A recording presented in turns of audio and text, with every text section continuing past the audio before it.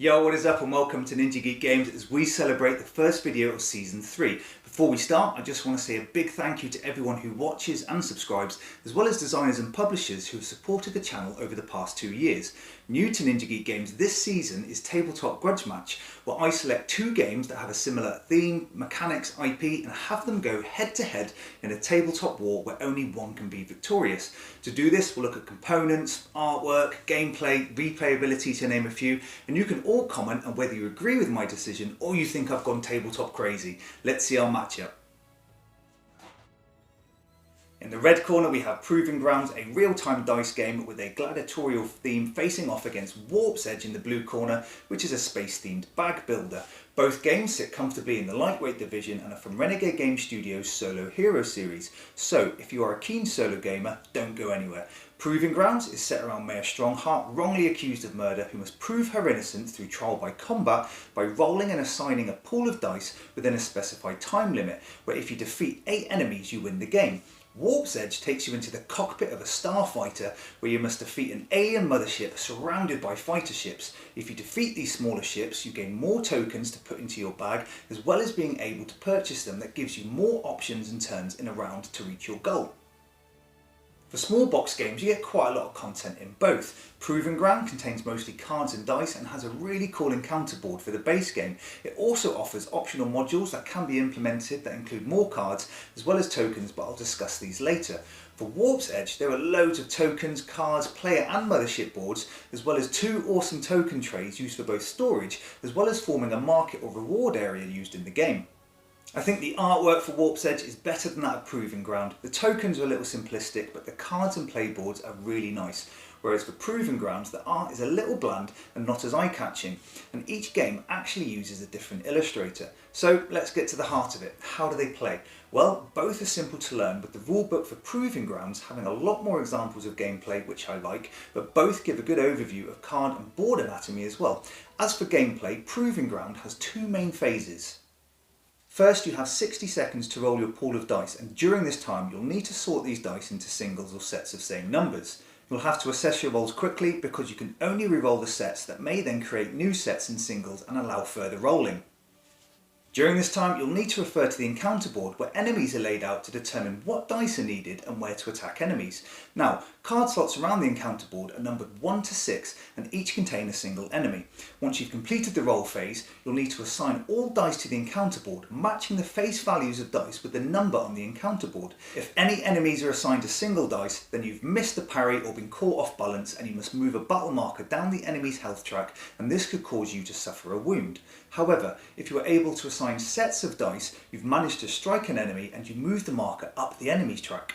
Do this enough times and you defeat the enemy. To add some depth to the game, some enemies have special abilities or require a specific coloured dice, for example, that adds a little more panic and chaos into your dice rolling phase. Now, as you lose health during the game, you can gain additional dice into your pool in a last-ditch attempt to attack enemies as you become more exhausted, which is a nice touch. Having more dice is beneficial, meaning you have the ability to attack more enemies, but it also means you have more dice to sort during your rolling phase. Better combat skill over sheer panic and mayhem. In Warp's Edge, your primary goal is to attack and destroy an alien mothership, but you'll need to take out the smaller defending ships represented by cards to prevent them from attacking you and gain more tokens to your bag if you destroy them. Each turn you'll have a minimum of 5 tokens to spend. Maneuver and laser tokens can take an enemy out if you can match its health, but you gain rewards depending on the token that were used to deal the final blow. Energy tokens can be used to buy upgraded or more powerful tokens, and each ship comes with its own set of custom power tokens with unique abilities. Now, at times you're not going to have enough tokens to take on all enemies at once. The game has a nice mechanic where you can instead assign tokens lower than the enemy's health to stun it. Here, the ship won't attack you, plus the token remains with the enemy ship, so you can add to it later that turn. At times you'll also be able to draw additional tokens, plus your own ship can hold tokens between rounds, giving you huge amounts of resources to spend for some big turns, which is really rewarding.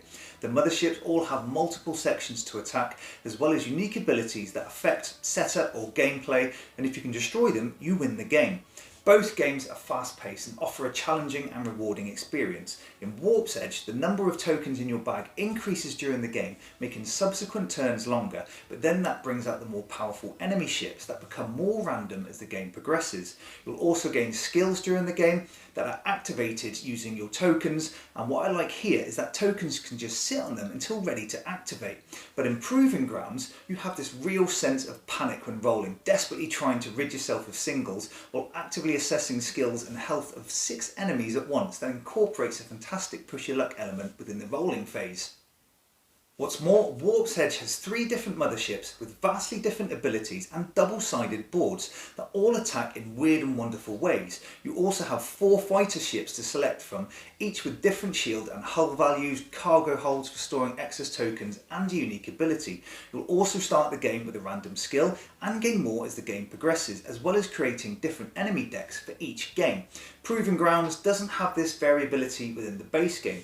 Yes, you have this time-limited rolling phase, which is really fun, and only a little more variety in the enemies, so it feels like it just needs a little more depth to be on par with Warp's Edge.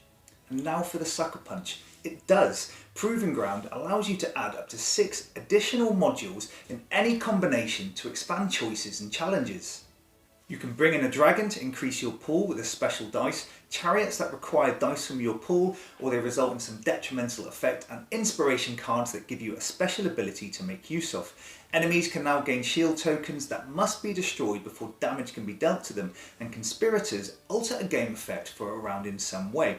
Last is the Sun and Moon module, where a dial is attached to the encounter board so your hero facing needs to be taken into consideration during combat for fear of being taken from the rear. Both games have similar aspects of having to take on and defeat multiple enemies at once. Warp's Edge, this can be supported by assigning just 1 token to an enemy that can stun it, preventing its attack. And in Proving Grounds, this is done by assigning no dice to an enemy. Yes, the enemies hang around a bit longer, but it gives you a bit of breathing room. Both games also come with a little narrative in a separate booklet, which is a really nice read, and in Warp's Edge this provides a choose your own adventure that dictates your complete setup for the game, but doing this can actually take longer than playing the game. So the verdict. For the first Tabletop Grudge Match, this is really difficult. Both have gone toe to toe, where Proving Grounds appeared in my top 5 solo dice games, as I do like dice rolling and push your luck mechanics, but Warp's Edge has more variability and the bag building works really well. Here I think it's going to be a split decision, with Warp's Edge, well, edging it. I think it's slightly more complex by just a bit, and having options to choose on how to spend tokens is great. Which upgraded tokens do you buy with energy, or do you spend them to increase your shield or activate skills? Normally when playing Proving Grounds I'll use all optional modules, but after 1 or 2 games that's enough. Warp's Edge though, I've played multiple times in a row with different combinations of Starfighter and Motherships and always want just 1 more game. Well, I hope you enjoyed the first Tabletop Grudge Match, and feel free to subscribe to the channel so you don't miss any more. This is NinjaGeek Games. Cheers.